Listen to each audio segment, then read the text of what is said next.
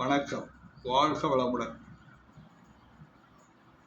இன்று மகரத்தில் குரு இருந்தால் அதனுடைய தன்மைகள் எப்படி இருக்கும், மகர ராசிக்கு என்ன பலன்களை வழங்கும் என்பதை இங்கே நாம் இந்த காணொளி மூலியமாக தெளிவுபடுத்த விரும்புகிறோம்.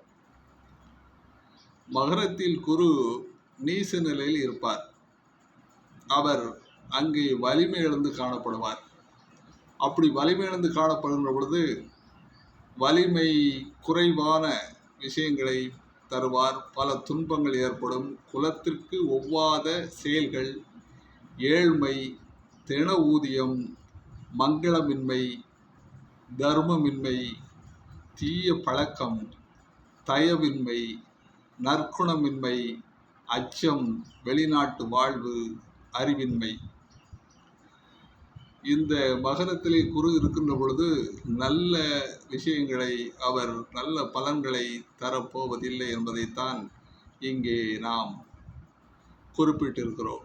அவர்கள் வெளி பூர்வீகம் என்பது அவர்களுக்கு சிறப்பாக இருக்க வாய்ப்பில்லை என்பதைத்தான் இந்த சோதிட சாஸ்திரங்கள் விளக்கி கொண்டிருக்கின்றன. நண்பர்களே, மகர ராசியில் குரு இருக்க பிறந்தவர்கள் அவர்கள் நிலை என்ன என்பதை இங்கே இந்த காணொலியில் விளக்கியிருக்கிறேன்.